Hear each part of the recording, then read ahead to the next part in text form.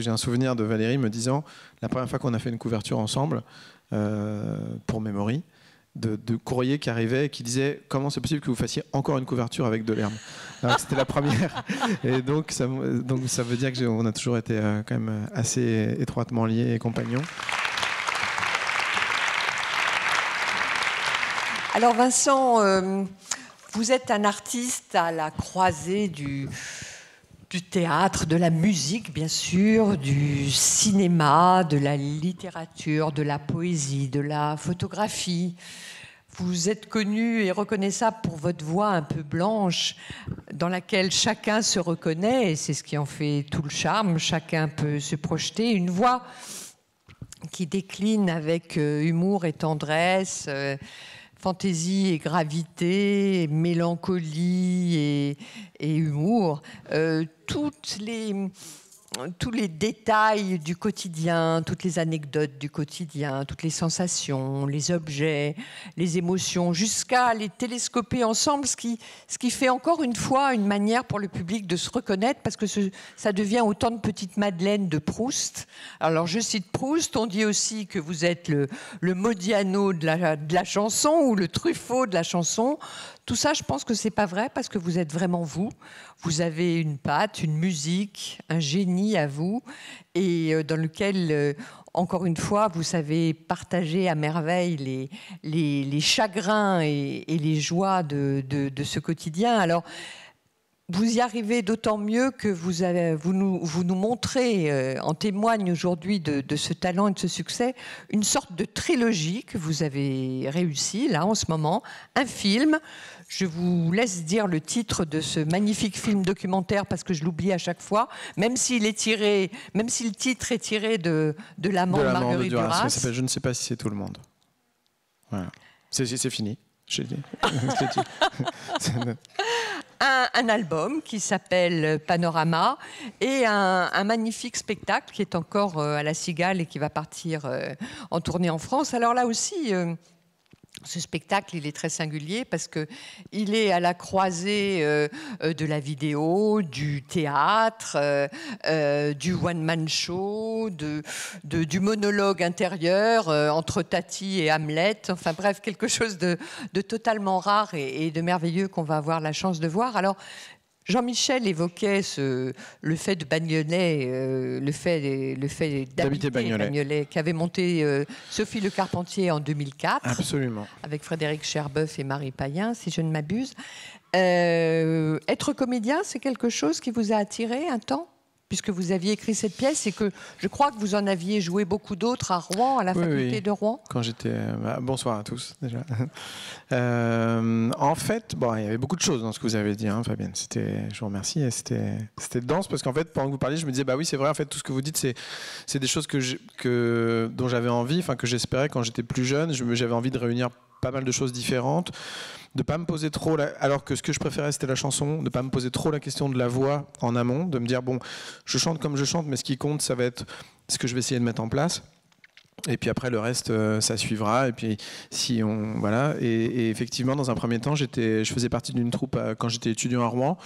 D'une manière générale, même dès le collège-lycée, j'étais dans des clubs théâtre et j'étais plutôt de ce côté-là. La première fois, j'ai des souvenirs de ça, des premières fois où je me suis retrouvé sur des scènes de théâtre, de me dire en étant sur une scène, en fait c'est bizarre, j'aime bien être là, j'aime bien prendre du temps.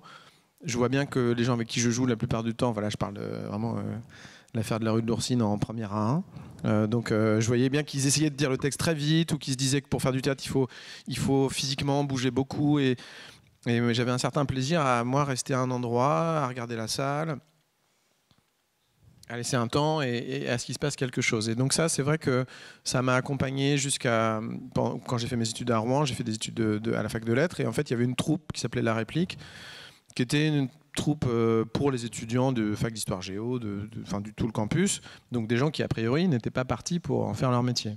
Et sauf qu'en fait dans cette troupe on s'est retrouvé une dizaine de personnes, et à part moi, les 9 autres aujourd'hui sont des professionnels du théâtre, sont comédiens. En fait, tout le monde a planté ses études pour faire ça. Et donc, ça a fait qu'il s'est passé quelque chose d'un peu fort. On était un peu connus sur le campus comme comédiens. On allait en cours et puis les gens nous disaient « Ah, mais je suis venu voir le spectacle hier soir, c'était super et tout ». Donc, c'était une sorte de situation qui était très grisante et je me disais effectivement que j'aimais faire du théâtre plus tôt. Qu'est-ce que vous aimiez dans le théâtre ? J'aimais bien déjà ce que ça créait entre nous, parce que ça c'est quelque chose que j'ai voulu dans mon film Vincent de Dienne. Je lui ai demandé de témoigner sur cet aspect-là des choses, c'est-à-dire les débuts dans une troupe, l'intensité des relations qu'on a avec les gens, parce qu'on a un peu peur d'aller faire ce spectacle et qu'il y a un petit péril à y aller et que ça vous soude. Et évidemment que quand on fait ça régulièrement dans sa vie, que ça devient un métier, on sait exactement profiter de ça et en même temps en connaître les limites. Mais quand on est plus jeune, on a l'impression que les gens avec qui on fait ça, on va rester à vivre en colocation avec eux, mais pendant 70 ans. Donc c'est vraiment quelque chose qui est très fort, évidemment après le spectacle aussi. Et puis sur scène, cette sensation qui ne m'a jamais lâché, même maintenant que je suis plutôt du côté de la chanson, mentalement, quand je finis une chanson, je pense pas album, je pense toujours spectacle. Et je pense à ce moment, est-ce que ça va faire réagir une salle d'un bloc? Est-ce que ça va juste concerner une zone de la salle? En tout cas, j'ai beaucoup eu toujours très tôt ce souci-là de me dire il faut arriver à ce que, évidemment, les gens avec toutes ces énergies très disparates qui composent une salle, au début, ça va passer par un endroit où ça marche mieux qu'à un autre et tout, et qu'à la fin, ça fasse un bloc. Et ça, c'est quelque chose qu'on ne peut obtenir que par la scène. Évidemment, dans tous les autres domaines, on n'a pas la main sur la façon dont un disque est reçu, un film, mais avec la scène... donc j'ai quitté le théâtre, mais j'ai jamais eu vraiment l'impression de le quitter parce que les spectacles de chansons, les concerts m'ont permis de mettre ça en place aussi. Alors pourquoi avoir choisi la chanson ? Parce que je crois que c'était là, en tant que personne extérieure, c'était ce qui me faisait le plus d'effet, le plus rapidement, ce qui me semble le plus émotionnel, le plus vite. En 3 minutes, dire quelque chose qui est souvent très au premier degré, qui fait que, d'ailleurs, c'est à double tranchant, parce que les chanteurs, on se fait une image d'eux très vite. Dès la première chanson qu'on entend d'eux, on peut dire qu'on est indifférent, qu'on déteste, qu'on aime. Mais ça se joue très vite parce que c'est très instinctif.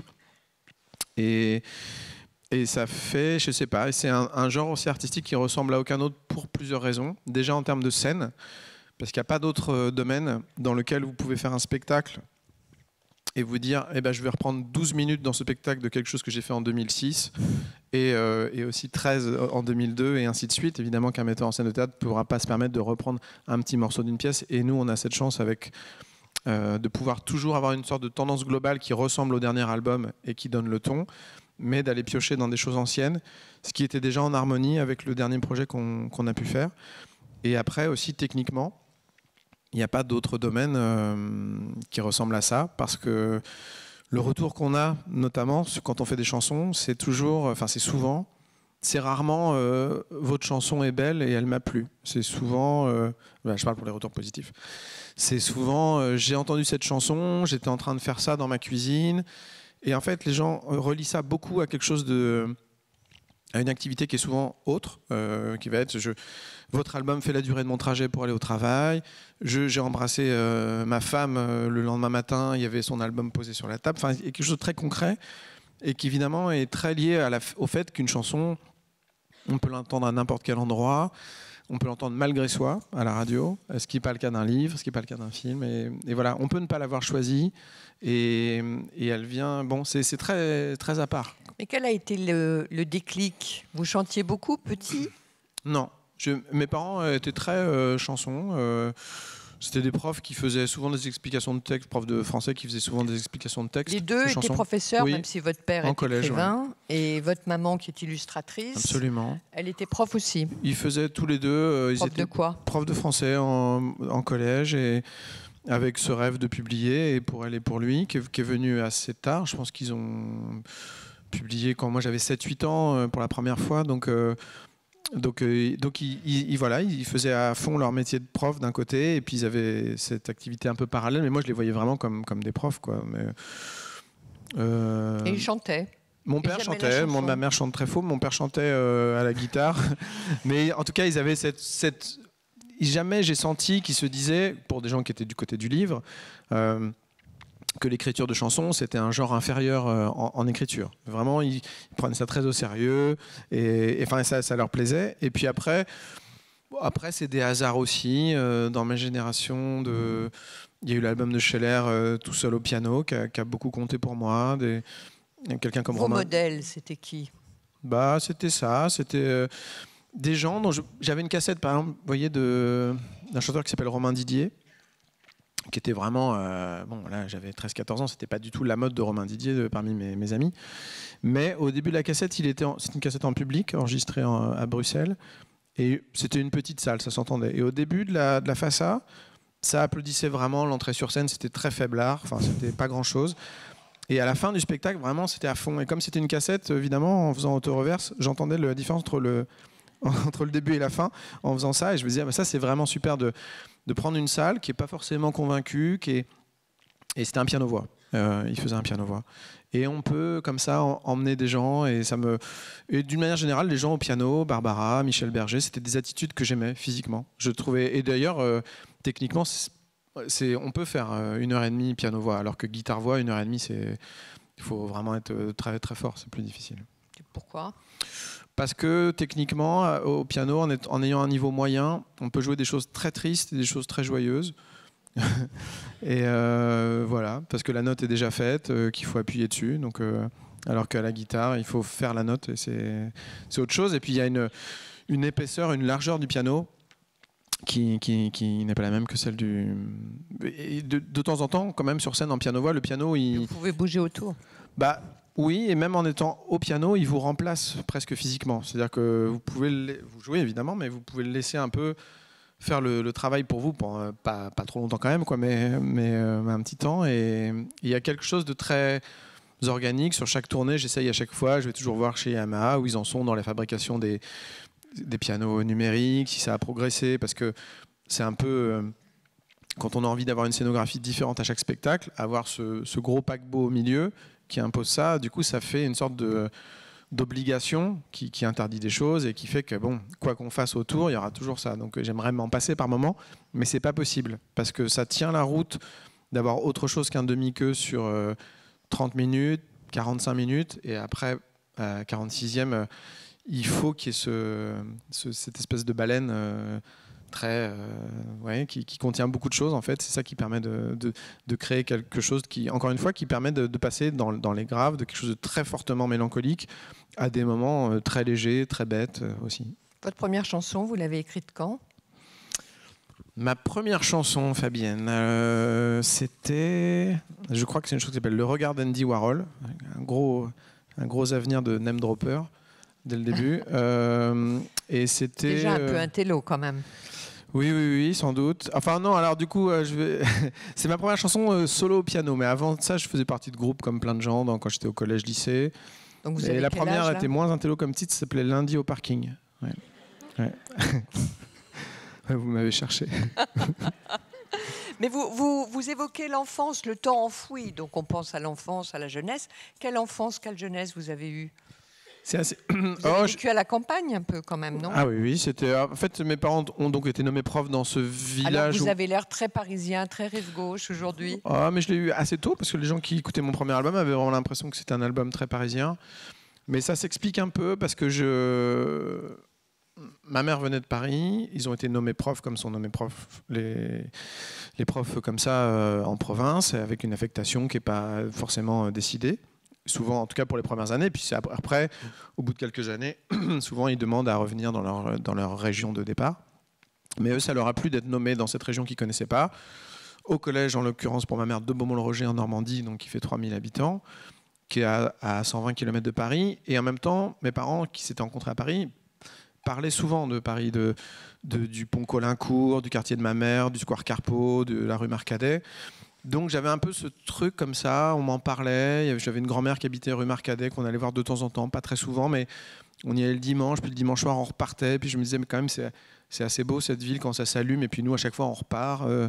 Un jour je dormirai dans cette ville. Enfin j'avais beaucoup ce fantasme-là, et puis après par le cinéma, par la nouvelle vague, c'était beaucoup Paris. Donc je me suis nourri de ça, au point que le premier album donnait l'impression que je vivais à Paris depuis toujours, alors que j'avais jamais mis les pieds à ce moment-là, mais c'était un fantasme que j'avais. Oui. J'aimais beaucoup Yves Simon. qui a fait beaucoup de chansons sur Paris, sur tout ça. Pourquoi vous aimez tant la nouvelle vague? Parce qu'il y a beaucoup de... Godard, Bah, en fait, Rohmer. j'aime beaucoup Truffaut et Rohmer notamment, Godard esthétiquement aussi. Chacun pour des raisons assez différentes. Vous leur avez rendu hommage même dans diverses chansons. Ouais, Truffaut, j'ai surtout beaucoup parlé de lui parce que c'est quelqu'un dont les... Truffaut, quand il parle dans ses entretiens, c'est très fiévreux, ça donne, tout ce qu'il se dit, c'est génial. Moi, ça m'est arrivé de reprendre des phrases de lui et ça fait pas du tout le même effet quand c'est moi qui l'ai dit. En fait, il y a un truc, il a une manière de dire les choses, ça Et on se dit, bah vous oui, trouvez évidemment. pas que c'est un peu démodé aujourd'hui, non? Oh, je sais pas trop ce que ça veut dire démodé, parce que les choses sont cycliques. Il suffit qu'il soit samplé demain sur un truc de l'homme pâle et puis tout ira bien pour lui. Donc qu'est-ce que vous aimez? En quoi ça vous a nourri? j'aime le Nouvelle tête-à-tête Vague et le fait qu'ils sont rarement plus que 3 dans les films. C'est quand même vraiment un domaine où il y a beaucoup de la question de la relation amoureuse et du tête-à-tête. Et ça, je me suis beaucoup fabriqué avec ça. Dans mes chansons, il y a rarement plus de 2 personnes. C'est toujours beaucoup ça. Sur la chanson Vivarda, se parler à 2 dans la pièce. Pour moi, ça c'est vraiment très la nouvelle vague aussi. Ça, c'est-à-dire cette chose-là d'aller chercher quelqu'un. Et Agnès Varda, elle a cette chose-là aussi elle va voir. Je regarde encore des films que je connaissais pas d'elle cet après-midi où elle retrouve un oncle à elle qui vit à San Francisco, qui est peintre. Elle se branche sur une personne et elle est concentrée sur quelqu'un pendant une demi-heure. Et c'est ce qu'il y a dans ces films avec JR. Il trouve quelqu'un, une personne, et ça c'est quand même assez fort. Et c'est surtout, je sais pas, c'est pas du tout un jugement d'ailleurs de valeur contre l'époque, qui serait plus comme ci ou comme ça. C'est juste, ça m'a toujours parlé. Dans les films d'Alain Cavalier, pareil. Il va voir quelqu'un, il est sur une personne pendant un temps donné. Et j'aime bien ça, tout simplement. Et pourquoi vous privilégiez le tête-à-tête J'ai l'impression qu'on est plus soi-même voilà, déjà dans la solitude en général, il y a quelque chose en société. Peut-être que c'est le côté garçon, ça aussi. Très tôt, j'étais dans des classes plutôt littéraires. On était 1 ou 2 garçons ou 3 maximum. Fac de lettres, c'était pareil.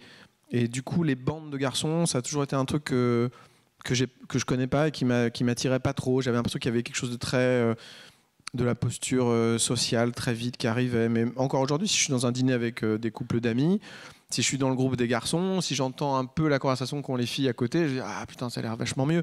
Parce que c'est comme ça. Je saurais pas.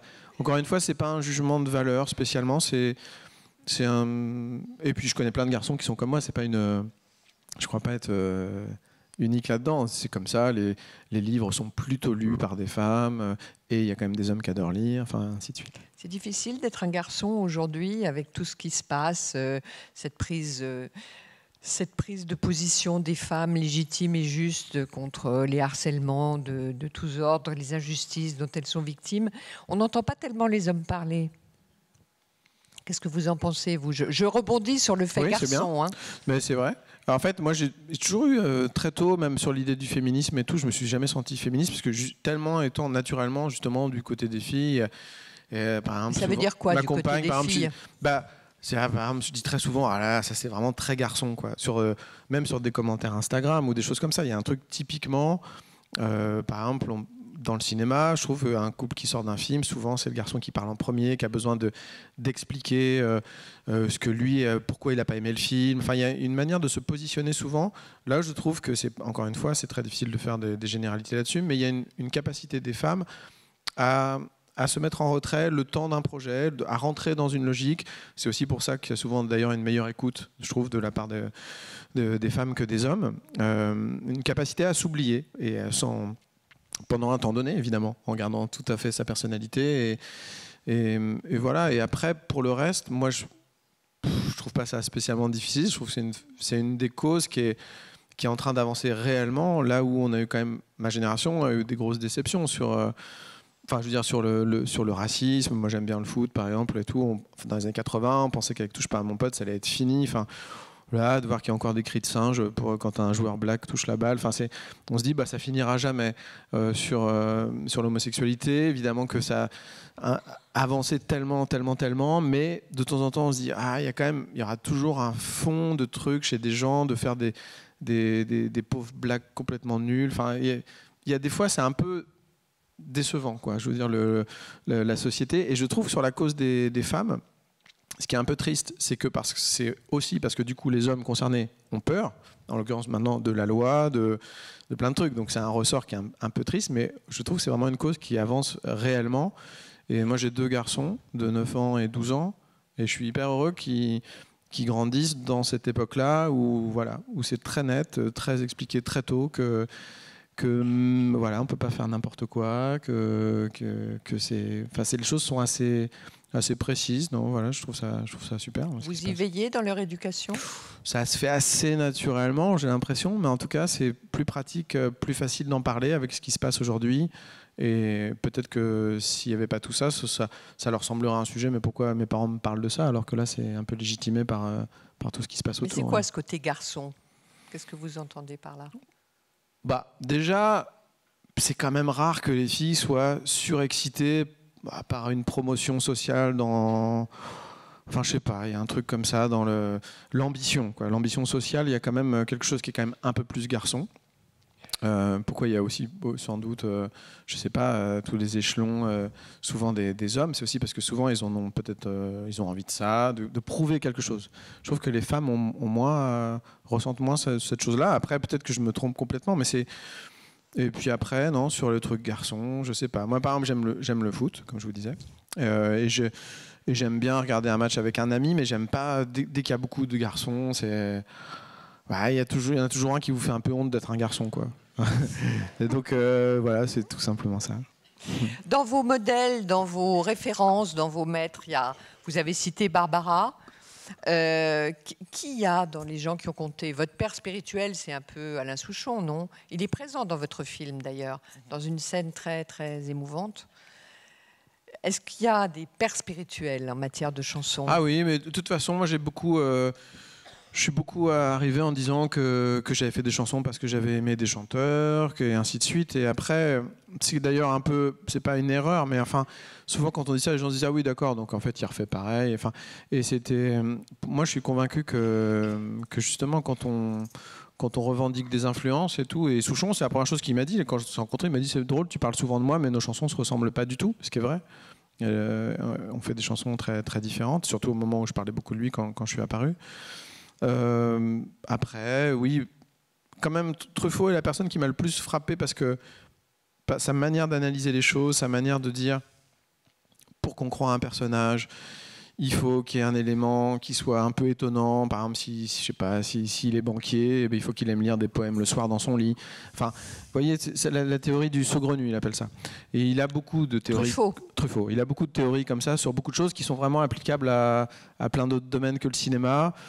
Et surtout, une volonté de faire rentrer les gens dans son cinéma, une sorte de pédagogie qui est super parce que ça donne l'impression que c'est facile. Et c'est typiquement, vous parliez de la nouvelle vague Truffaut-Godard, c'est vraiment pour moi la grande différence entre Truffaut et Godard. Qu'est-ce qu'il a encore comme truc? Il y a le saugrenu, là c'est très juste ce que vous dites, mais qu'est-ce qu'il a encore comme idée pour faire rentrer les gens dans ses films? Mais tout ce qu'il va dire, on lui demande s'il préfère un succès critique ou un succès public, il dit je préfère quand même un succès public parce que la critique, elle peut changer. Peut-être 30 ans plus tard, il peut y avoir, on peut réviser son jugement. Alors que si le public n'est pas venu au début, il viendra plus après. Enfin, vous voyez, des fois c'est très basique et vraiment ça rejoint ce que je disais. Là j'ai redit une idée de Truffaut ça n'a pas fait beaucoup d'effet, alors que moi je la trouve super quand il l'a dit.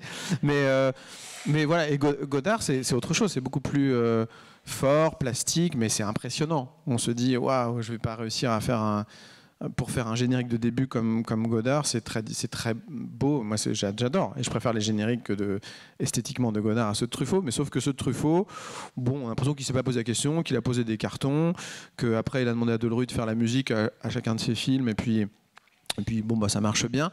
Il n'y a pas de moment dans les films de Truffaut où on se dit ah là là, ça je sais même pas comment il a réussi à faire ça. Pendant tout le film, on a l'impression que c'est assez simple, et à la fin, on comprend pas pourquoi. On ressort en ayant été touché et en ayant ressenti quelque chose. Et ça, c'est vraiment quelque chose que moi je cherche beaucoup, sans du tout me comparer à lui, mais dans les spectacles ou dans ce que je fais, c'est que pendant que je le fais, il n'y a rien d'impressionnant ou qui paraissent très techniques, ou mon attitude sur scène, elle est très, très bête. J'arrive, je m'assois, je dis je dis 2-3 trucs pour faire rigoler, mais il n'y a rien de fou, quoi. Et par contre, j'aime bien... C'est très construit quand même. Oui, on a l'impression que c'est construit à la seconde et à la minute près. Ah, mais ça, c'est peut-être parce que vous êtes parce que la analytique. Manière... Vous avez non, mais la manière dont vous voir... jouez avec la vidéo, par exemple, ce qui n'est pas toujours facile, c'est pas simple. Il faut vraiment une mécanique d'enfer dans mais dans ça, votre c'est spectacle. typiquement quelqu'un qui connaît bien les choses pour dire ça. Les gens, je ne crois pas que dans un spectacle, ils se disent « Ouh là, ce qu'il vient de faire », pour être calé par rapport à la vidéo, c'est pas si simple, c'est parce que vous connaissez ça.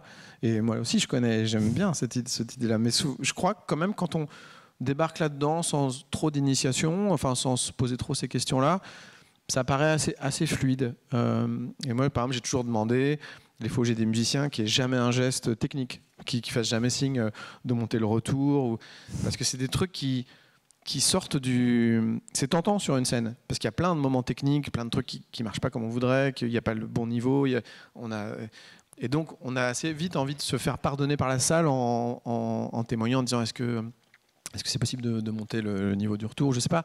Mais en fait, tout de suite, ça sort les gens de cette légèreté et de cette facilité. Et ça, c'est vraiment quelque chose... Ça m'est déjà arrivé de faire tout un spectacle avec mon retour pas allumé. Je préfère ça, des fois, parce que je sens que du coup, les gens vont... on s'habitue, en fait, on entend un peu le retour de salle, et ça fait que ça paraît... je dis, bon, bah, en tout cas, ça m'a bien plu, ce spectacle, mais je ne saurais pas trop dire pourquoi. Ouais. Alors, vous citez les maîtres anciens, la nouvelle vague, mais aujourd'hui, il y a des gens qui vous impressionnent ou vous êtes toujours un peu dans le rétroviseur? Non, mais de toute façon, après, il y a un problème aussi avec ce truc-là. Parce que vous n'avez que 43 ans. C'est vrai, mais en même temps, si vraiment, je milite pour l'idée que si j'avais envie de n'aimer que des gens anciens, ce serait une possibilité. C'est une possibilité. Mis à part que ça fait passer un peu mais en dehors de ça, ce serait nostalgique. Possible. Mais vous n'aimez pas qu'on vous dise trop que vous êtes nostalgique. Mais non, parce que je ne suis pas, en fait. Oh. En fait, la nostalgie, c'est le regret du passé. C'est ça, c'est pas l'évocation du passé. Et moi, en fait, quand je dis ça... Et la mélancolie, c'est quoi? Ah bah ça, c'est encore un petit peu autre chose. La mélancolie, ça n'a pas de rapport avec le passé, c'est maintenant, c'est pas du tout maintenant. Et vous seriez mélancolique plus? Oui, ça par contre, oui. Mais souvent, je trouve qu'il y a effectivement un amalgame entre ces deux mots, la nostalgie et la mélancolie. Mais moi, souvent, sur mes chansons, je fais très souvent allusion au passé, mais jamais en disant ah là là, c'était tellement bien, c'est là-bas que je voudrais être maintenant. C'est ça, la nostalgie. C'était mieux avant, quand même? Ah non, pas du tout. Mais vraiment, je mets au défi tout le monde de citer dans une de mes chansons un endroit qui irait dans ce sens-là. Vraiment, parce que je suis omnubilé par ça. J'ai fait une chanson qui s'appelait Sépia plein les doigts, qui est même une chanson activement contre ça. Ah non, pas du tout. Et par contre, je revendique beaucoup le fait qu'on arrive à parler de choses passées, de pas s'interdire de parler du passé par ailleurs. Mais c'est jamais sous l'angle ah là là, franchement. Et non, après, dans le cinéma, pour répondre à votre question, bah oui, si, il y a plein de gens que voilà, j'adore, j'ai hâte de voir le film de Podalides, d'Honoré, de plein de gens comme ça. Comment vous vous sentez dans le monde d'aujourd'hui? Ah bah, très bien. Dans la société d'aujourd'hui, de 2019. Ah, c'est bien, parce que je trouve que souvent les gens sont chouineurs là-dessus, c'est-à-dire qu'ils disent ouais, en fait, aujourd'hui, on n'a pas le choix, on est pressurisé. Et je trouve que c'est justement aux gens qui proposent des spectacles ou des objets de proposer une alternative à ça sans chouiner, quoi. C'est-à-dire de dire on peut avoir une lecture d'aujourd'hui différente, parce que de toute façon, si on se dit on est battu par les moteurs de recherche et le fait que quand on tape qu'on aime tel chanteur, on vous propose tel autre, ah bah, il faut bagarrer un tout petit peu plus que ça, parce qu'on peut quand même couper les appareils, il y a souvent un truc qui est... il y a... je l'ai fait finement quand même. Mais c'est vrai que je trouve que j'ai l'impression que je pense que dans chaque génération, pour les gens, il y a pas mal de chouinage, quoi, de gens qui se disent, bah, dans les années 80, on est la génération chômage et sida, et il y a toujours des raisons, et particulièrement aujourd'hui. C'est certain qu'il y a tellement de dysfonctionnements, de tout ça, mais il faut quand même, en tout cas, au moins pour les gens qui, encore une fois, qui amènent des projets et tout ça, on doit quand même amener un peu des vitamines, parce que si on est juste dans une sorte de truc de dire en fait c'est vrai, c'est tout pourri, bah, du coup je trouve que c'est dommage, parce qu'il y a quand même moyen de de résister à sa manière à ces choses-là. Donc, Vous n'avez jamais eu la tentation d'être un chanteur engagé? alors, c'est un autre sujet. Bah non, là, non. La réponse est non. En fait, la réponse est non parce que techniquement, j'ai pas de chanteur engagé que j'adore. Enfin, je veux dire que Léo j'écoute. Ferré? Non, mais que j'écoute beaucoup, quoi. Léo Ferré, si, j'aime bien Léo Ferré, mais je l'écoute pas beaucoup, finalement. Et finalement, si j'écoute Léo Ferré, je vais écouter des chansons plus sentimentales que ces grosses chansons que je trouve fortes, hein, les anarchistes et tout ça, c'est des chansons fortes, mais est-ce que avec le est-ce temps, que vous j'imagine. écoutez les anarchistes beaucoup chez vous? C'est des chansons vraiment d'un moment précis où il faut être dans la salle, où là, ils vivent à la muerte, tout ça. Il y a ce truc. Non, mais il y avait vraiment ce truc. C'était Oui. dingue. Et tous les gens qui ont connu ça, et que ce soit Souchon ou mon père, ils me parlent de ça. Ils me disent, tu peux pas savoir, Ferré dans la salle et tout. Il y avait un truc et c'était très très fort. Mais par contre, c'est vrai que moi, c'est pas des chansons que j'écoute plus que ça. Et je pense que souvent, c'est une fausse question parce que il y a très peu de gens qui aiment les chanteurs engagés. Et souvent, ça ennuie les gens, parce que là, on parle de Ferré qui est brillant et tout, mais je ne vais pas citer des noms, mais il y en a beaucoup qui sont quand même très barbants, qui ont eu des barbes beaucoup trop longues et tout ça, donc, et qui font envie à personne. Mais il y a souvent quand même cette idée, alors qu'en fait, finalement, les chanteurs qu'on aime bien, ce qui est joli, c'est d'arriver, à partir d'un certain âge, justement, on revient à Souchon, à avoir fait des chansons plutôt sentimentales et tout, et à partir d'un certain âge, effectivement, d'être concerné de temps en temps, de faire quelque chose qui rebondit quand il fait petit à tomber sur les SDF, ou il y a ça, mais ce qui est beau, c'est aussi de ne pas se forcer à ça, parce que vous voyez bien comment fonctionne le monde médiatique. Il y a des fois, on sait très bien que sur certains sujets, on pourrait faire plaisir à des médias et tout ça. Donc il faut quand même faire très attention à ça, parce que c'est très tentant de se dire, en fait, là, si je fais une chanson, moi, par exemple, la question des migrants, la question des femmes, évidemment, c'est des sujets tellement importants, mais il faut résister à ce truc de se dire, ah, mais ce serait cool de faire une chanson, parce que je pense que j'aurai une audience d'un coup. Ah non, il faut ces sujets-là. Ça serait de la démagogie? En tout cas, il faut le faire que si vous êtes très bon à ça, et que c'est votre chemin de faire ça. Jeanne Chéral, elle fait des chansons depuis longtemps, quand c'est non, c'est non. C'est une chanson qu'elle a faite il y a peut-être 7 ou 8 ans. Et ben voilà, si elle fait une chanson demain qui s'appelle Adèle Haenel ou n'importe, voilà, ce sera logique, c'est son chemin. Et il y a pas elle déjoue pas en faisant ça. Après, il y a d'autres gens, effectivement. Forcément, je vais me dire, ah ouais, d'accord. Bon, voilà, ok. Et ça, c'est vraiment important parce que voilà, il faut pas déjouer.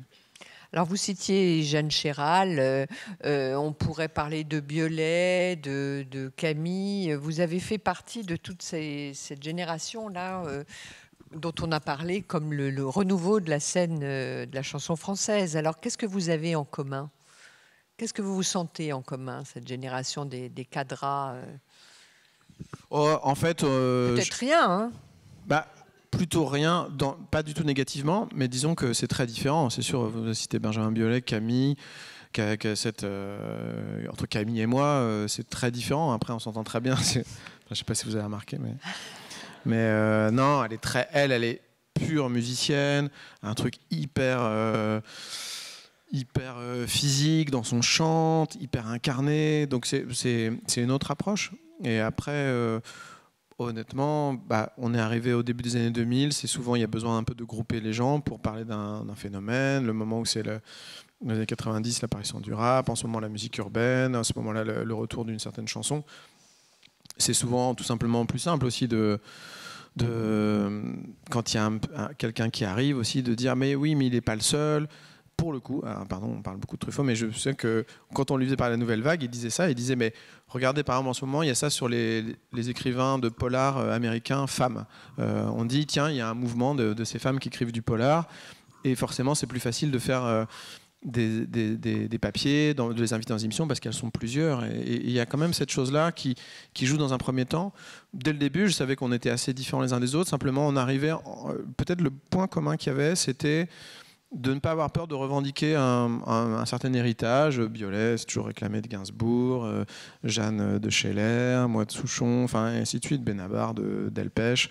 Il y avait ce truc-là qui était là.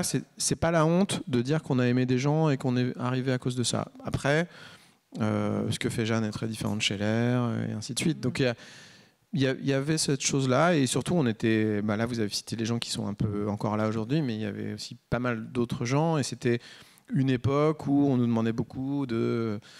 alors oui, vous pensez pas que tout le monde va disparaître. Enfin, il y avait ce truc de pronostic un peu sur l'avenir, et c'est vrai que j'ai toujours eu cette sensation.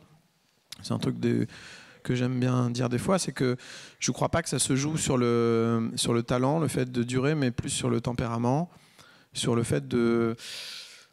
En fait, si on sait pourquoi on est là et qu'on a envie de faire des choses les unes après les autres et tout ça, il y a des fois, ça rigole, tout le monde aime votre projet, puis il y a d'autres moments un peu moins, mais c'est pas ça qui vous empêche de continuer. Alors que si vous venez là que pour être applaudi et pour que ça cartonne, très rapidement, il y aura un album qui va moins cartonner. Donc finalement, les gens qui restent... La recette pour durer, c'est quoi ? Je dirais que c'est d'avoir fondamentalement envie de faire ça, et ça rejoint ce qu'on disait sur le fait de ne pas déjouer, parce que c'est très tentant aussi dans ces domaines-là, de se dire ah putain, j'ai vu ce clip là qui vient d'être fait, ça a l'air génial, on n'a qu'à faire ça, ou d'emprunter le son de quelqu'un d'autre. Enfin, c'est tellement court une chanson que très vite on peut la métisser en empruntant des choses à droite à gauche, parce que ah putain, ça a l'air d'être ça en ce moment, la rythmique qui est bien. Et je trouve que les gens que vous avez cités, c'est délicat pour moi de me mettre dedans, mais en tout cas, ceux que vous avez cités, je trouve que c'est des gens qui suivent un chemin assez précis. Kerenan, elle a sa couleur de son, Camille aussi. Il y en a beaucoup qui ont disparu. En fait, c'est très curieux en chanson, parce que ceux qui disparaissent, on n'y pense pas trop. Les oublie carrément. Mais donc, du coup, les gens, on se dit, de toute façon, quand vous êtes chanteur, regardez, il y a eu Charles Trenet, Aznavour, après Génération d'en dessous, Cabrel, Souchon... c'est des gens qui restent. Et en fait, on perd de vue, évidemment, Patrick Coutin, Capdevielle, Charles-Élie Couture. C'est un peu violent ce que je dis, mais ceux qui sont moins là, parce que là, j'ai cité des gens, Coutin, Capdevielle, Couture, quand ils apparaissent en 83 ou je ne sais pas quand, on dit, mais ça, c'est vraiment les chanteurs de demain. C'était la modernité, c'était... Et en fait, bon, ils sont un peu moins là. Et puis si vous en parlez, là, je ne vais pas m'amuser à citer des gens de ma génération. J'ai envie de dire, ah oui, c'est vrai, dis donc, j'avais oublié. Mais ça joue comme ça. En fait, c'est pas plus mal, hein, parce que si on se disait, ah dis donc, Capdevielle, ce serait un peu dur pour lui, quoi. Mais il y a ce truc-là, il y a une sorte de... Donc sur chaque génération, il y a 5-6 chanteurs. Chaque génération, il y a 5-6 chanteurs qui restent. Bon, ouais. C'est un peu schématique, mais oui, il y a un truc. Et les autres, c'est ceux qui ne sont pas allés au bout de leur projet. C'est délicat. En fait, on parle de ça en ce moment. Non, mais dans l'absolu. Dans l'absolu, par exemple, sur les premières parties, souvent, moi j'en ai fait. Et puis maintenant, de temps en temps, il y a des gens qui jouent en première partie. On parle de ça parce que ça se voit assez vite quand même. Les gens c'est pas qu'un truc de faire des bonnes chansons, de bien chanter, c'est d'avoir l'air de clac, quoi, de vouloir quand même mettre la main sur une salle. Et ça, c'est pas si fréquent que ça finalement. Ça suffit pas. En première partie, je parle. Les premières parties dont on ressort et on se dit waouh, le mec en première ou la fille en première partie, c'était impressionnant. Comment elle a... Et ces gens-là, souvent, je trouve qu'ils restent. Moi, j'ai rarement entendu parler, par exemple, d'une première partie qui a fait un carton et après la personne n'a rien fait. Enfin, c'est jamais un hasard et c'est là que ça se joue parce qu'il y a quand même quelque chose de l'ordre de l'envie aussi, de convaincre. Alors après, chacun a ses armes pour ça. C'est pas forcément, ça implique pas de répéter. Ouais, vous êtes tous là et tout ça. Non, pas du tout. C'est chacun a une technique, parce que c'est quand même une technique d'être sur une scène. Mais il y a une urgence quand même de ça aussi. Il y a quelque chose qui, des fois, il y a des gens, on voit, ils viennent faire la première partie, ils se disent, bon, de toute façon, là, je suis en phase d'apparition, donc ça fait partie d'une sorte de choses dans le parcours, alors qu'en fait non, c'est vraiment, et c'est là quoi, c'est ce soir tu vas jouer en première partie, c'est maintenant que ça se joue. Mais ça, cette urgence là, tout le monde la ressent pas de la même manière. Oui. C'est quoi une bonne chanson? Ça va bientôt. Alors ça évidemment ça dépend un peu de tout le monde, mais moi je sais que souvent, quand même, le principe, en tout cas, quand j'écris des chansons, le principe de départ, c'est de partir d'un matériel qui est très personnel, très émotionnel, on va dire, et qui est donc assez abstrait, souvent, quand même, qui est pas... mes chansons, c'est rarement... Autant sur scène, j'aime bien évoquer des situations, autant je raconte pas beaucoup d'histoires, d'amour, ou d'un moment, vous voyez, de dire... vous voyez, ce genre de soirée où on est à 5, non, c'est plutôt un truc qui est un peu dans l'air, qui est... un peu difficile à définir, et qu'on a tous, comme on ressent une odeur quand on va à un endroit en été, on a toujours été, enfin des choses un peu impalpables. Et évidemment, par le biais d'une mise en forme dans une chanson, que les gens arrivent à se retrouver là-dedans et à dire « Ah mais oui, je vois tellement, moi aussi j'ai ce genre d'odeur que j'ai ressenti, ou ce genre de moment, ou ce genre de lumière du soir, enfin ça me parle et tout ça ». Et ça, c'est les fois où les gens vous disent ça. En fait, une bonne chanson, c'est quand les gens vous disent « Moi aussi, j'ai pareil que vous ». Quoi. Et ça, c'est donc très large comme définition et en même temps très, très étroit. Comment vous travaillez ? Combien, je sais que c'est ridicule comme question, mais je vous la pose quand même. Bah non. Combien de temps une chanson ? Ça peut durer des années, des mois, vous y revenez, ou parfois ça se fait en quelques jours ? Comment vous travaillez ? Ça, c'est triste un peu ce que je vais vous dire là, parce que c'est très long pour pas grand-chose quand même souvent, parce que c'est que des chansons et il y a eu un peu comme ça ce vertige. Mais les vôtres sont tellement ciselés. Merci Fabienne, c'est gentil comme tout. mais quand même, c'est quand même un peu honteux parce qu'on fait un disque tous les 3 ans qui va faire grand maximum 12 chansons, donc ça fait 4 chansons par an, donc ça fait une par saison. Donc, vous voyez, c'est quand même un métier. Et pourtant, de l'intérieur, ça ne ressemble pas à ça parce qu'il y a plein d'autres trucs, évidemment, les spectacles, les machins et ça. Mais c'est souvent 3 minutes une chanson. Mais ça, déjà, je sais pas, on pourrait se dire qu'avec le temps aussi, on va un peu plus savoir comment s'y prendre et tout. Et en fait, c'est le contraire parce que, évidemment, plus on avance, plus on a tendance à commencer une chanson en se disant celle-là, j'ai déjà faite. Celle-là, Raphaël l'a fait en mieux. Enfin, vous voyez, c'est un peu ce truc-là quand même, parce qu'on a quand même, c'est aussi une culture qu'on a beaucoup. La chanson, j'imagine quand on fait on peut avoir lu tous les écrivains, mais en chanson française, presque, possiblement, on peut connaître quand même 90% des grandes chansons françaises qui ont été faites. Donc non, en fait, c'est assez long. Souvent, on passe beaucoup de temps sur le début. Parce qu'on attend d'avoir un début qui vous plaît vraiment. C'est ce qui fait aussi que souvent, d'ailleurs, dans les chansons, on reprend les 4 premières phrases du début à la fin. Le début, c'est la musique ou le texte ? Non, le texte, pardon. Les musiques, ça vient toujours assez naturellement parce que les musiques, il n'y a pas besoin de... On se censure pas trop. C'est rare qu'on se dise « Oh là, cet accord-là, vraiment, c'est impossible. Il me fait honte. » Enfin, alors que le texte, ça arrive beaucoup plus souvent parce que... Je sais pas, en tout cas ce qui m'a souvent frappé, et d'ailleurs ça m'a frappé très tôt, parce que quand j'ai commencé à écrire des chansons, je me suis dit tiens, je vais lire des bouquins, des gens qui ont fait des chansons, soit des chanteurs, même là il n'y avait pas grand chose à se mettre sous la dent, soit même des paroliers, des livres de Claude Lemel, ou des gens qui ont fait des chansons pour Dassin, ou Delanoë, qui a fait des chansons même pour Sardou, et ça. Et en fait, ce qui apparaissait très souvent dans ces livres-là, c'est qu'ils disaient... en fait, là, je vivais avec une amoureuse, j'étais étudiant, et puis un matin, elle m'a dit ça, donc j'en ai fait une chanson. Donc, oui, super, mais du coup, moi, je vis pas avec elle.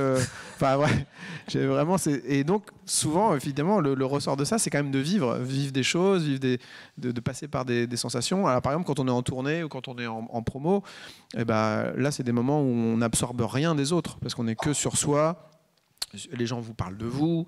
Il y a un truc qui est complètement... Donc il faut beaucoup, une fois qu'un spectacle est terminé, par exemple, il faut beaucoup prendre la peine de discuter avec ses proches, de les écouter, d'être dans une écoute et de s'imbiber de choses extérieures à vous. Voilà. Je me dirais ça. En tout cas, les fois où je suis vraiment bloqué en écriture, par exemple, il n'y a que lire des livres qui débloquent. C'est pas, c'est de faire un peu l'éponge. Voilà. Mais ça dépend sûrement de tout le monde. Et c'est quand même assez fou à quel point les chanteurs sont nuls pour expliquer comment ils écrivent. Ça, c'est un truc je me suis dit quand j'ai commencé à faire un disque, que j'allais rencontrer des chanteurs que j'aimais bien, que j'allais leur poser des questions. Et j'obtiens jamais des réponses. Je crois que ça m'est jamais arrivé de me dire tiens, alors là, comme Eddie Mitchell m'a dit ça, du coup, ça m'a permis d'écrire celle-là. Ouais, ça n'a jamais fonctionné de cette manière-là. Mais ça suffit pas de faire une bonne chanson. Par rapport à ce que vous disiez sur la première partie, par exemple, il faut conquérir le public. Ah oui, non, pour être un grand chanteur, ça suffit pas de chanter de bonnes chansons. Je sais pas si grand chanteur c'est le mot, mais en tout cas, oui, c'est sûr que c'est un ensemble de choses. Et ça, on parlait de la particularité des chansons dans la manière d'exister dans la vie des gens et tout ça par rapport à d'autres genres. Là, c'est aussi un truc qui est curieux, c'est que ça joue quand même sur la chanson elle-même, évidemment, mais sur l'arrangement, sur votre voix, et après, sur votre manière de vous comporter, parce que Je pense vraiment pas qu'on puisse aimer un chanteur sans penser qu'on pourrait être un petit peu ami avec lui. Donc, du coup, ce qui n'est pas le cas pour Louis-Ferdinand Céline, évidemment, parce que, et pour d'autres domaines, ou des peintres que, voilà, dont on sait qu'on s'est dissocié, ou lui, il a écrit un poème, et puis il était marchand d'armes en même temps, mais pas grave, c'est très beau son poème. Un chanteur, s'il est marchand d'armes et qu'il vient se mettre là devant vous, vous n'allez pas arrêter de penser putain lui il vend des armes et tout ça et ça joue quand même sur un truc de séduction un peu bête, un peu physique, un peu instinctive, intuitive et ça vous pouvez faire plein de... Il vaut mieux faire des chansons des fois peut-être un peu moins parfaites et dégager quelque chose qui fait rentrer les gens dans votre atmosphère, dans votre musique, je crois. En tout cas, que ça joue un peu comme ça sur quelque chose d'assez affectif. Voilà. Mais alors, vous évoquiez Céline ou Rimbaud, parce qu'ils ont fait des choses pas toujours très bien. Qu'est-ce que vous pensez du moralisme quand même qui envahit la manière dont on considère les artistes aujourd'hui? Ah oui, ça c'est encore autre chose, c'est vrai. C'est un bon sujet. Ben, c'est vous qui nous avez amené là. C'est vrai. Non, mais parce que justement, sur Rimbaud et sur Céline, mais on est tous d'accord. Polanski ou d'autres. Oui, mais justement sur Rimbaud et Céline, le dossier est classé. C'est que ça ne pose pas de soucis. Parce qu'ils sont morts. Peut-être, peut-être. Mais en tout cas, c'est frappant que moi, je peux très bien lire Rimbaud et Céline, ça ne me pose pas de problème. Non. Voilà. Donc le sujet est moins vif que sur Polanski. Après, ce qui est... non, mais pour dépasser même Polanski, oui. La moralisation dont les artistes sont peut-être un peu victimes. Bah, je sais pas trop, parce que dans le cas d'Adèle Haenel, par exemple, en l'occurrence, par exemple, tout le monde, à juste titre, trouve que c'est une bonne chose, son attitude et tout ça. Or, évidemment, moi, je connaissais même pas le metteur en scène qu'elle a mis en cause et tout ça. Mais j'imagine que pour lui, ça va être dur de continuer. Enfin, c'est comme ça. Et ça. Donc, c'est un peu... Encore une fois, ça joue un peu quand même sur une question qui est un peu au coup par coup, sur une intuition qu'on a, sur se dire, bah là, cette fois-ci, oui, j'adhère à ça. C'est difficile d'avoir une aptitude de globalement dire, ah bah moi, à chaque fois que quelqu'un va dénoncer quelqu'un d'autre, je trouverais ça super, ou au contraire, je trouverais ça vraiment bavé sur les autres. Enfin, vous voyez, on s'en remet quand même très souvent dans nos vies à une sorte de, bah oui, d'intuition personnelle. Après, sur le moralisme en général. Dans la chanson, c'est quand même assez faible pour l'instant, mais peut-être ça peut arriver. Il peut y avoir d'un coup. Mais par exemple, souvent, dans la chanson, le moralisme, c'était beaucoup sur la question de la droite et de la gauche. Souvent, il y avait les chanteurs de droite qui n'étaient pas très nombreux, et puis voilà, qui étaient toujours un peu. Moi, je dis ça d'autant plus volontiers que je viens d'une famille qui était très chanteur de gauche et tout ça. Mais j'imagine que pour eux, ça devait être pénible d'être souvent. Je sais pas, un peu balayé, mais bon, en même temps, je trouve qu'à la fois il y a une sorte de moralisme très fort, et en même temps il y a une sorte de laxisme par d'autres côtés, parce qu'il y a, enfin pas de laxisme, je sais pas si c'est le mot, mais qu'il y a un côté aussi, oh et puis bon, pourquoi pas quoi. Maintenant, Michel Sardou peut être invité partout. Oui, bon, bah, il est pour la peine de mort. Oui, bah, pourquoi pas finalement. Enfin, vous voyez, il y a un truc quand même il y a des moments, c'est très cool. Et puis d'autres moments, c'est très. Enfin, je sais pas. Je trouve pas que la société soit d'un bloc là-dessus. Il y a un truc qui est un petit peu emmêlé. Voilà. Moi, je sais qu'encore une fois, là, pardon, je reviens sur mes enfants, mais c'est pas si simple de dire.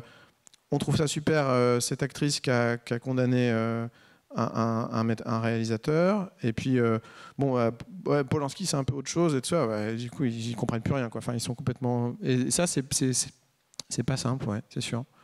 Mais je pense quand même qu'en dernier recours, il faut un peu se faire confiance et voilà, suivre un peu quelque chose d'instinctif. Mais bon, on peut se tromper, évidemment. Vous qui touchez à tout, votre ambition d'artiste, c'est quoi ? Moi, que les gens passent une bonne soirée. C'est vrai, je crois beaucoup à ça. Que finalement, mon ambition, c'est pas de faire des... Je fais des albums et j'aime bien faire des albums et j'adore ça, j'y passe beaucoup de temps et tout ça, mais quand même le moment où j'ai l'impression d'avoir une action concrète, c'est en faisant des spectacles. Les spectacles sont donc le soir, et je me suis toujours dit ça quand Plus que des disques. Bah, les disques, oui, c'est abstrait, quoi. C'est-à-dire qu'on les fait du mieux qu'on peut, mais on ne sait pas, finalement, on les fait aussi pour avoir fait un bon disque. Vous voyez. Alors que, c'est-à-dire qu'on a envie que les gens le trouvent bien, bien arrangé, qu'ils trouvent que vos chansons sont... Et puis qu'après, ils les aiment et que ça les accompagne. Mais c'est quand même... même quand on a des témoignages là-dessus, un peu plus à froid, alors qu'après les spectacles, on est là, on a l'impression qu'on dirige quelque chose. Et surtout, j'ai toujours eu ce truc-là, par contre, ça c'est valable pour le film aussi, l'idée que les gens ressortent des spectacles en se sentant un cran un peu plus vivant. Et moi, sans que je dise jamais dans les spectacles, vous avez vu, c'est maintenant, on est sur Terre, on est en vie, et c'est maintenant que ça se passe, et tout ça, que tout mon spectacle dise ça. Voilà, j'ai toujours refait ça, j'ai jamais dit à la salle vous êtes là, allez faites du bruit, enfin voilà. Mais je veux évidemment beaucoup obtenir ça, j'ai envie qu'à la fin les gens se mettent debout à la fin d'un spectacle, et j'ai envie qu'il y ait un regain de vie, et que forcément à parler à ce point-là systématiquement des choses qui sont des choses qu'on a sous les yeux, qui font partie de nos vies, qui nous entourent. C'est un peu dans cette idée que c'est maintenant que ça se passe, et qu'il ne faut pas trop se faire polluer par tous ces trucs des 14 mails qu'on a en retard, ah merde, il faut que je rappelle machin. Évidemment que on aura toujours 14 mails en retard, on aura toujours quelqu'un à rappeler, il y aura toujours un truc ça n'ira pas mieux dans 2 semaines en fait, nos vies. Donc mon objectif c'est ça, de faire des spectacles qui disent ça n'ira pas mieux dans 2 semaines.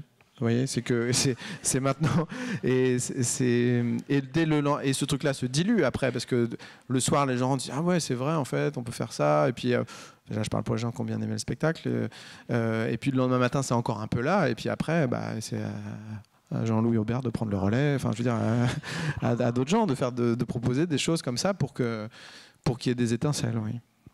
Alors c'est maintenant que vous pouvez poser des questions.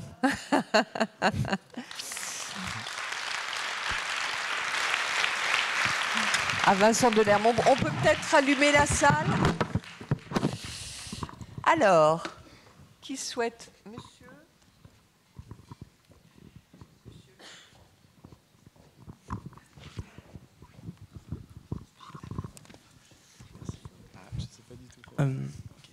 Bonsoir, merci tout d'abord pour votre intervention. Du coup, j'avais une question. J'avais une question. Est-ce que vous allez encore à des concerts, malgré le fait que vous en faites de votre côté, que peut-être ça peut vous déranger de voir des vrais concerts qui ne seraient pas aussi bien que les vôtres? Vous, je sens que vous faites des concerts. Oui, mais de métal, donc c'est... Ah ouais, j'ai vu. Je crois que c'est assez sain en fait. Même les fois où on est jaloux d'une chanson de quelqu'un d'autre ou d'un moment d'un spectacle, c'est presque agréable parce que voilà, ça vous pousse dans vos retranchements. Mais je sais pas, j'étais voir le spectacle de Voyou par exemple. C'était un concert que j'ai vu à la Cigale il y a 2-3 mois, et qui était peut-être un peu plus maintenant, 6 mois, et que je trouvais hyper fort, hyper réussi. Non, il n'y a pas de fois où tu rentres, où tu es effondré. Ça m'est arrivé quand j'étais plus jeune, j'étais à Rouen, et j'avais vu un spectacle d'Alain Leprest dans une salle à Rouen, parce que lui était un chanteur rouennais. Et là, je suis rentré en me disant j'arrête de chanter, c'était trop bien. Enfin, j'avais 21 ans, hein, mais vraiment, ça m'avait vraiment fait un effet très castrateur presque, parce qu'il était très physique, il incarnait énormément les chansons, et je voyais que je ne pourrais pas faire ça. Mais sinon, non, la plupart du temps, t'es pas là-dedans, et puis bon, c'est un peu bête à dire, mais forcément en avançant en âge, j'ai bon espoir d'être de moins en moins dans cette idée-là. Mais oui, j'adore aller voir d'autres concerts. Ouais. Je me suis fabriqué comme ça aussi. Une autre question? Je voulais vous poser une question. Dans vos derniers spectacles, vous ne vous entourez jamais, je crois, de musiciens, depuis Les Amants Parallèles. Est-ce que, en fait, pour moi, vous êtes un peu ce chanteur qui soigne le plus sa mise en scène avec tout ce qui est cinéma, écran, et voilà. Et pourquoi est-ce que finalement, c'est important d'avoir un musicien dans un spectacle, en plus de vous? Je veux dire, et donc là, moi, je suis allé voir à la Cigale votre dernier spectacle, et il y a des moments donc où on va avoir un violoncelle qui arrive et plusieurs musiciens sur l'écran, mais déjà enregistré. Et pourquoi ce choix? En fait, c'est drôle parce que j'ai une amie qui me dit de toute façon, moi j'ai l'impression que tu as fait que des spectacles tout seul, même quand il y a des musiciens, j'ai toujours l'impression que tu étais tout seul. Donc parce que la tournée d'avant, tu vois, j'avais un musicien, mais je pense qu'effectivement, ça dégageait un peu ce truc-là. Mais ça vient de... Écoute, tu gagnes quelque chose quand tu es tout seul, tu perds quelque chose, tu gagnes quelque chose en relation avec la salle, parce qu'il y a une sorte de truc un peu étrange d'être là tout seul, et il y a forcément un lien qui se fait qui se dilue dès que même il y a une deuxième personne, parce que la deuxième personne devient ton complice, quoi, ton interlocuteur physique sur scène, et un peu au détriment des gens, d'une certaine manière. Et tu perds des choses parce que tu as une souplesse de mouvement beaucoup moins grande, évidemment. Tu peux pas quitter ton piano quand tu n'as pas de musicien et tout ça. Donc là, sur un spectacle comme celui-là, vraiment, c'est pour cette raison. Enfin, tu vois, je répondrais comme ça parce que c'est tout simplement que du coup, tu as les deux choses en même temps. Tu es à la fois seul et en même temps, il y a des moments où ça fait du bien d'entendre d'autres gens, et puis qu'esthétiquement, je trouvais que ça m'intéressait d'essayer de filmer des musiciens, de faire ça aussi en refaisant jouer des partitions qu'on a écrites comme on écrirait pour la scène. Là, on a écrit des partitions pour la scène, mais pour filmer.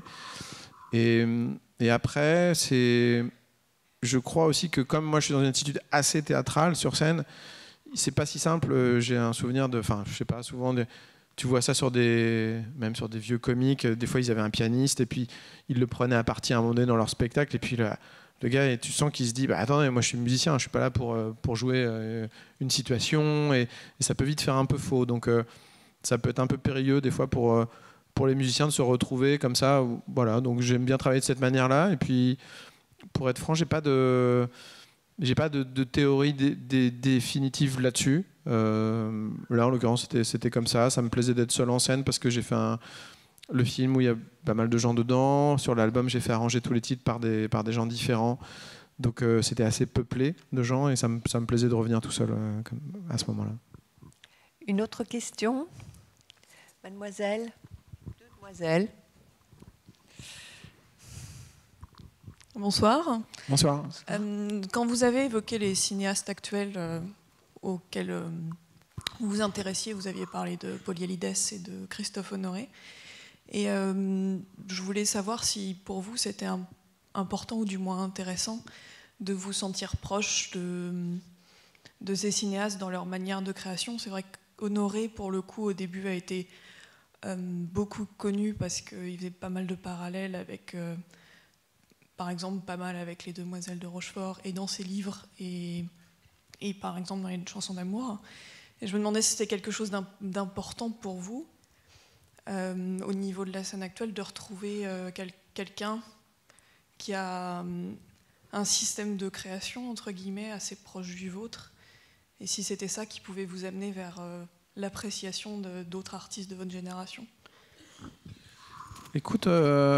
Déjà, bon, après, c'est particulier quand tu rencontres les gens, parce que Christophe Honoré, je le connais. Et lui, ce qui me frappe beaucoup chez lui, en le connaissant, c'est que c'est quelqu'un qui, c'est pas qu'il se pose pas de questions, mais qui lui dit tiens, j'ai envie de faire ça, je fais ça, et puis il va mettre en scène, effectivement. Il se censure pas beaucoup, Christophe, et c'est assez impressionnant parce que c'est un truc qu'il a un peu en commun avec Alex Bopin, avec qui il a travaillé avec lui. Et Alex, c'est quelqu'un aussi, il peut écrire, on parlait de mettre très longtemps à écrire un texte, il peut être capable d'écrire en une après-midi un texte et de lâcher un peu prise, quoi. Et j'admire ça chez eux parce que moi, je me prends un peu plus la tête dans la manière de mener les choses.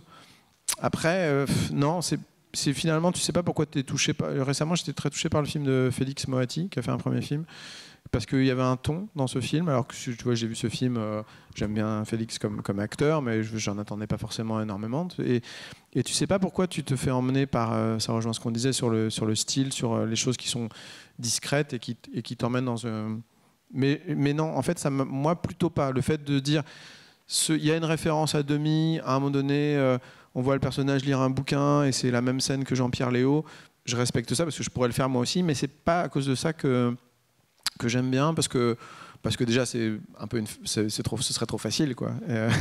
On ferait que ça, et quand un mec comme Honoré fait ça, je trouve qu'il le fait comme un clin d'œil pour resituer les choses et resituer d'où il vient, mais pas comme un truc où il se prétend être le descendant de... Voilà.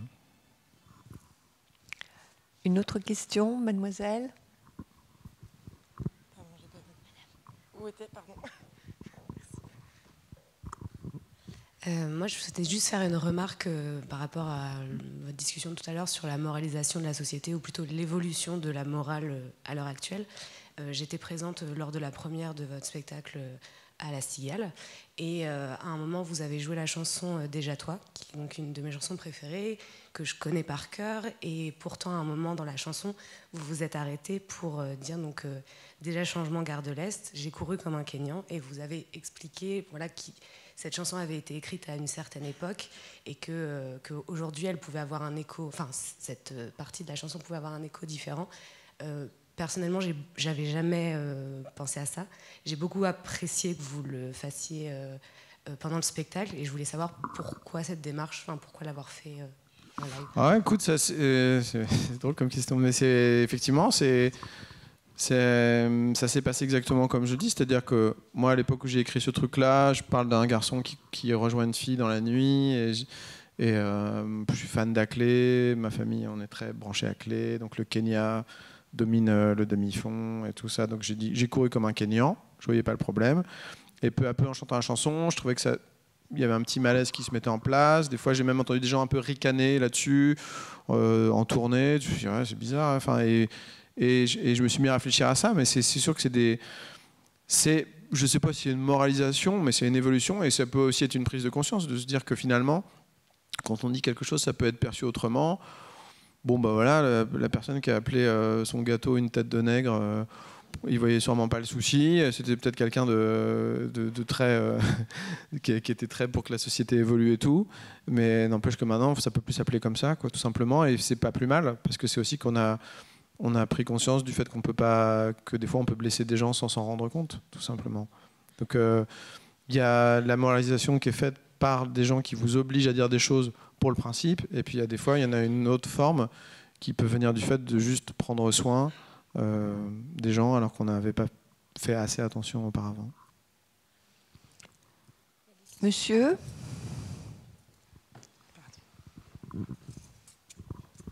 Bonsoir. Bonsoir. Merci pour cette soirée déjà. Je voulais revenir sur un point qui avait été évoqué tout à l'heure, en fait, quand on a parlé de nostalgie et de mélancolie. En fait, je me souviens d'une émission auquel tu avais participé, une émission de Laurent Ruquier. Je crois que c'était au moment de la sortie des Amants parallèles. Gros souvenir. Oh. Où tu avais dit en fait que quand tu vivais un moment, tu pensais que ce moment allait se finir et que ça ferait partie des souvenirs un peu. Mmh. Et je me posais la question en fait, si on peut pas parler de nostalgie ou de mélancolie, est-ce que ça serait plus une... Enfin, angoisse, c'est peut-être un mot un peu exagéré, mais par rapport au temps qui passe, quoi, en fait, finalement.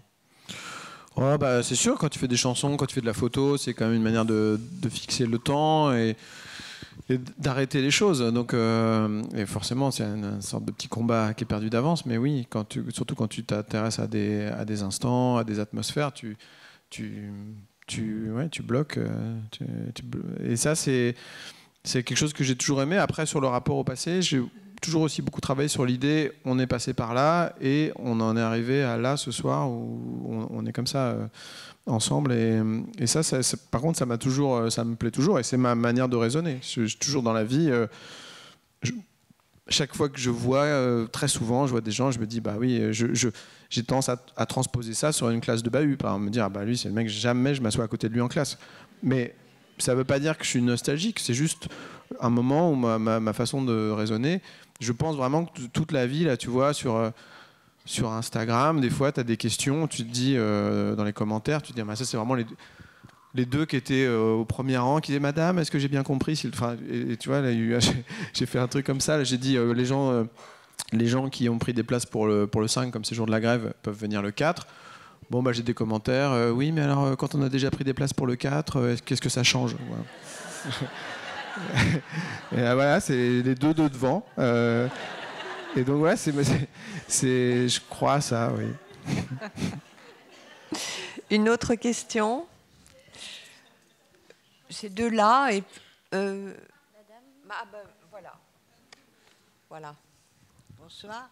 Bonsoir, madame. Alors, moi, je vous connais depuis, je ne sais pas, vos débuts, dans la cuisine, avec le monologue shakespearien.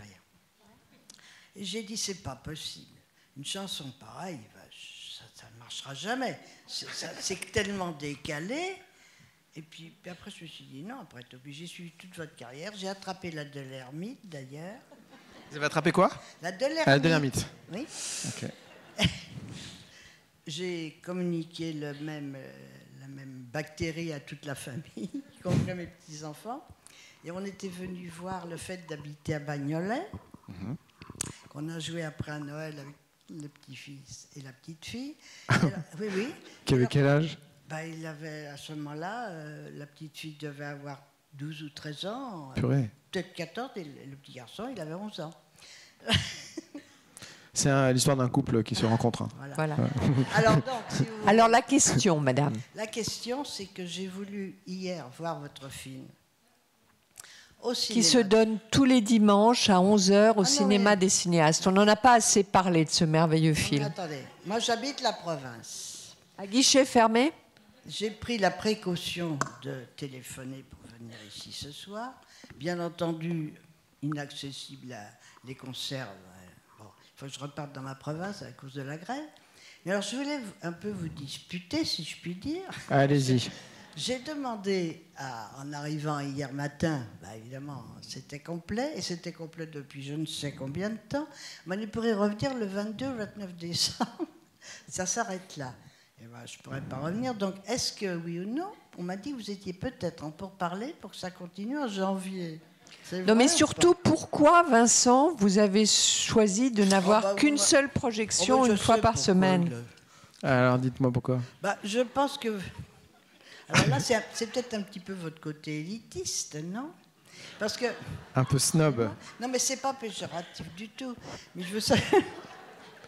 Je veux dire quand même, on le connaît ce cinéma, c'est vrai que c'est magnifique. Et puis vous n'avez pas voulu peut-être vous commettre pour le premier film que vous faisiez dans le circuit traditionnel. Je ne sais pas, il y a peut-être un peu de ça.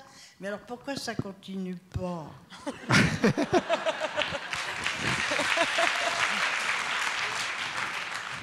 Mais expliquez-nous. En fait, c'est assez simple. Au départ, j'aimais bien cette idée parce que déjà, quand je fais des spectacles, je suis qu'à un endroit à la fois. Et puis que j'avais un peu envie, pour être franc, que le film soit vu aussi par des salles assez pleines. Aussi. Peut-être ça me faisait peur, l'idée qu'il y ait 2 personnes à 14h.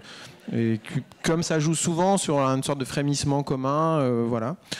Et puis après... ce film, j'ai vraiment passé, je pense avoir mis pas mal de mois. Dites-nous ce qu'il raconte un peu le film pour nos spectateurs qui l'auraient pas vu. Et en fait, c'est une sorte de mosaïque de différents personnages voilà, on passe 3-4, ça revient à ce qu'on disait sur le tête-à-tête, on passe 3, 4, 5 minutes à chaque fois avec une personnalité et qui dit elle-même quelque chose qui compte pour elle. Enfin, en tout cas, à chaque fois, on obtient quelque chose d'assez intime, soit à travers le discours de la personne elle-même, soit à travers ce que moi je lui fais dire. Et voilà, tout simplement. Et l'idée, c'est qu'on ressort de ce film en se disant, mais finalement, qu'est-ce qui compte pour moi? Qu'est-ce qui est vraiment la chose importante? Et évidemment, à quoi ça nous mène? Ça, on ne peut pas y répondre. Mais en tout cas, voilà, quelles sont les choses importantes de nos vies? Donc, mais c'est aussi que ce film, j'avais vraiment le sentiment que je sais pas, j'avais pas envie d'être effectivement d'avoir ce truc de la sortie du mercredi, qu'on dise ça cartonne ou alors ça fait un bide. Enfin, on vit un peu une époque où c'est un peu le pouce levé ou le pouce baissé, et je pense que c'est pareil ça quand on parlait du fait de mettre en place des alternatives et de lutter un peu contre des choses. Il faut un peu aussi, parce que c'est difficile de sortir un film dans une seule salle. C'est évidemment qu'il pourrait être dans 2, 3, 4, ce serait plus simple finalement, mais ça faisait un rendez-vous. Alors je suis désolé évidemment, j'essaie moi de beaucoup annoncer sur les réseaux que les 2 prochaines séances sont complètes, qu'il faut réserver effectivement en janvier ça risque d'être repris parce que ça fonctionne. Évidemment c'est pas difficile de fonctionner quand on est une fois par semaine, mais en tout cas voilà, c'est gentil Fabienne. Et alors donc en tout cas voilà, donc c'est un peu de ma faute, et en même temps, ça ressemble aussi à ce que j'espérais pour ce film qui a un fonctionnement à part et qui n'a pas essayé effectivement d'intégrer la grande course, on va dire. Oui, pour moi, janvier, ça, je pense que ce sera bon. Je ne sais pas votre prénom, mais je pense 3 que ce sera questions encore. Voilà. Bonsoir. Bonsoir. Tout d'abord, je voulais vous remercier. Grâce à vous, j'ai 30 ans pour toute la vie. Et en plus, avec le temps, plus c'est faux, plus c'est précieux. Alors merci. J'avais une question. Je donnerais cher pour vous revoir jouer au tennis dans les Bouffes du Nord ou vous revoir dans le photomaton à la Philharmonie. Et j'aurais voulu savoir pourquoi vos spectacles, qui sont si cinématographiques, vous diffusez pas des captations. Je donnerais cher pour toutes les... Eh bien justement, c'est parce que les gens ne donnent pas assez cher. Parce que je crois que ça ne marche plus du tout, les captations et tout ça, et que c'est souvent assez coûteux à faire. Après, d'une certaine manière, ça me convient à peu près, si ce n'est que moi, j'aimerais bien aussi des fois avoir une trace pour moi. Dans le cas de Memory, le spectacle dans lequel je joue au tennis, qui était au Bouffes du Nord, on avait fait une captation, mais la personne qui a fait la captation s'est fait voler ses disques durs et son ordinateur en rentrant chez elle. Et du coup, on l'a plus. D'ailleurs, si c'est quelqu'un, il faut rendre. Mais voilà, du coup, j'ai pas de... Non, ça, c'est pas un vrai choix. C'est pas un truc militant, comme Valérie Lemercier, qui voulait pas qu'on filme ses spectacles, ça, mais bon, il y a aussi quand même, en tout cas, sur la diffusion du film, par exemple, qui est adopté en province, là où les gens ont envie de l'adopter, c'est-à-dire que telle salle va dire bah, moi j'ai envie de le passer. Nous, on ne fait pas un boulot hyper catchy là-dessus. Mais je crois aussi à ce truc-là, de se dire bon, bah, finalement, des fois, c'est bien aussi de laisser les projets se faire un peu naturellement et de profiter de quelque chose qui est là sous nos yeux, si c'est là. Et puis, tant pis, si on l'a raté, on l'a raté. Enfin, c'est pas facile parce qu'on est très habitué à avoir tout à disposition aujourd'hui, à se dire tiens mais pourquoi c'est pas sur Netflix, mais où est-ce que je peux le voir et tout ça, et des fois bon, je crois qu'il faut un peu se déshabituer de ça et se dire bah j'ai vu ce spectacle là et j'en garde ce souvenir là, comme un peu comme dans la vie quand on vit des choses, quoi. Madame. Bonsoir, merci aussi. Je fais aussi partie des gens qui se sont cassés le nez hier matin à 11h au cinéma des cinéastes. Et juste, j'avais envie de vous entendre parler justement du film, de cette expérience. Est-ce que, une fois que c'est fait, fini, est-ce que c'est un immense plaisir ou est-ce que vous vous dites, en comparaison avec l'écriture et la chanson, voilà, si vous pouvez nous en parler, ça me ferait plaisir. Il y a eu un peu de phases sur le film. Une première phase dans laquelle c'était un peu pas très naturel, où je me forçais un peu à avoir écrit un scénario et tout ça. Il en reste assez peu de choses au final. Il y a la scène avec Jean Rochefort. C'est la dernière apparition de Jean Rochefort au cinéma. Et c'est assez bouleversant. Ça l'était pour nous, en tout cas, qui viennent faire cette scène-là. Et puis voilà, il y a la scène sur les villes nouvelles aussi. Mais sinon, après, assez vite, je me suis rendu compte que comme je voulais que la photographie soit assez graphique et assez dans l'axe et sur pied, assez statique, il fallait qu'il y ait des vrais témoignages pour qu'il y ait un peu de... Voilà, que le film soit assez vivant et ressemble à ce que j'espérais. Et sur la fin, on a trouvé la manière de faire, justement, d'aller voir des gens, de faire ces témoignages et de faire ces interviews. Et ça m'a vraiment plu. Donc j'ai fini très réconcilié avec le film. Et par ailleurs, après, évidemment, c'est comme quand on fait une expo de photos, quand on fait un film, rien ne peut vraiment atteindre ce qui se passe quand vous voyez des gens à la fin d'un spectacle qui viennent de voir votre spectacle, qui viennent vous parler, qui sont encore dans le truc un peu de l'ambiance du spectacle. C'est quelque chose qu'on connaît davantage en province qu'à Paris, parce qu'à Paris, il y a toujours des gens qu'on connaît soi-même, qui viennent dans les loges et tout, donc on ne ressort pas forcément tout de suite. Mais quand on joue en tournée, tout de suite, on est au bar après du théâtre et on voit les gens qui viennent vous parler. Et là, il y a quelque chose qui est assez inégalable en fait, parce que dans la façon dont... Et d'ailleurs souvent les gens se disent ah merde, je sais pas ce que je lui dis, comme si c'était finalement ce qu'elle allait être dit qui était plus ou moins brillant, mais ça se joue pas du tout là-dessus parce que ça se voit vraiment physiquement, si les gens sont rentrés dans quelque chose ou si ils ont bien aimé comme ça mais un peu plus à distance. Donc c'est sûr que le cinéma peut pas atteindre ce truc là pour moi par rapport à ça. Encore une question? Oui, c'était aussi par rapport au film. nous, on a pris nos précautions, on a eu notre place, on est arrivés les premiers dans la salle. J'ai eu hyper peur là. Donc, 3 de suite, là, c'est trop. Voilà, ça a été un moment. Mais je trouvais justement que c'était un peu comme quand on va voir un de vos spectacles, qui avait cette ambiance, justement, une approche un peu particulière, parce qu'on savait que c'était que dans un seul lieu et qu'on allait vous rencontrer, en quelque sorte. Mais j'ai su aussi que là, apparemment, c'est diffusé maintenant, par exemple, au Select à Antony. Et donc, votre film se joue autre part que Place Clichy. Ah oui, il se joue ailleurs en France et tout ça. Ça ouais. a été diffusé. Je ne peux pas trancher la tête des gens qui veulent le passer, quoi. Non, bien sûr. Après, sur Paris, peut-être s'il y a quand même un système d'exclusivité sur. Mais oui, bien sûr, en banlieue, il passe et tout ça. Oui. Et ensuite, vous ferez un DVD éventuellement. Mais qui sera vendu que sur Antony.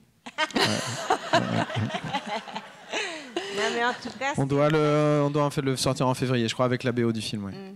Ouais. En tout cas, bon, moi qui aime beaucoup Agnès Varda, j'ai eu le même plaisir à regarder vos images et avec une espèce de poésie. Et vraiment, moi j'ai beaucoup aimé. C'est très gentil, merci beaucoup. J'avais une dernière question. Une dernière question ? Parce que moi j'en ai une dernière encore, après. Non, après la dame. Bonsoir. Moi, je me demandais, déjà, je suis ravie d'apprendre que vous allez sortir la BO du film. Et je me demandais si vous aviez des envies pour la suite ou pas, si vous pouviez nous les partager. En fait, quand on est arrivé un peu comme ça à la fin de... Là, en plus, il y avait à la fois album, film et puis le spectacle aussi. Je me colle toujours un peu quand même une pression sur les spectacles parce que je sais que les gens qui viennent... il y a pas mal, évidemment, il y a toujours des gens qui viennent voir pour la première fois, mais il y a aussi des gens qui viennent voir chaque tournée. Donc, c'est un enjeu quand même qui est une pression positive, que tout le monde vous dit, même genre 6 mois avant, j'ai pris mes places, ça va être super, et puis vous ne savez pas du tout ce que vous allez faire. Et il y a toujours un petit moment un peu flottant. Et donc là, quand on arrive à la fin de cette phase-là, puisque maintenant le spectacle est écrit, on est un peu vide. Donc je sais que ça va revenir très vite dès qu'on part justement en tournée. Mais la chance que j'ai, c'est d'ailleurs quelque chose qui était évoqué dans l'article et dans l'entretien avec Valérie Lehoux pour Télérama, c'est que à partir du moment où j'ai fait Memory, il y a vraiment eu, comme les gens sont venus voir ce spectacle, et puis après j'ai pu faire aussi de la photo, des trucs comme ça, une sorte de permission de... C'est ouvert en fait. C'est-à-dire que si je venais la prochaine fois et que je dise le spectacle que je fais, c'est une pièce de théâtre que j'ai écrite et on est 4 là-dedans, mais j'aurais le droit d'une certaine manière. Ça, c'est vraiment un luxe énorme parce que les choses ne sont pas fermées. Et je parlais aussi du chouinage. Souvent, les artistes et les chanteurs, par exemple, ont ce truc de dire mais en fait, on m'oblige à faire ça, ou la maison de disques m'oblige à faire ça. Et c'est quand même... évidemment que c'est un petit combat qu'il faut mener, mais c'est la responsabilité des gens qui sont des créateurs aussi de lutter et de ne pas s'enfermer dans une forme de facilité de dire c'est à cause des autres que je fais toujours la même chose. Et ça, c'est vrai que chez Tôt ou Tard, la maison de disques, j'ai eu la chance de pouvoir développer des projets différents. Le tourneur qui m'accompagnait aussi m'a permis ça, et par extension les gens en fait. Et donc ça fait que quand tu me demandes quel est le prochain projet, ce qui est super pour moi, c'est que c'est ouvert en fait. Voilà. Alors moi, la dernière question, elle est un peu personnelle. On a toujours été à Télérama, puisque vous évoquiez le papier de Valérie Lehoux et la couverture qu'on a fait sur vous il y a pas longtemps dans Télérama. On a toujours été très de l'herbe à Télérama. On a été les premiers à parler du livre de votre père, Philippe Delerme, La petite gorgée de bière. C'était Martine Laval à l'époque. Et puis, au tout début des années 2000, des journalistes chansons vous adorent. Anne-Marie Pacotte.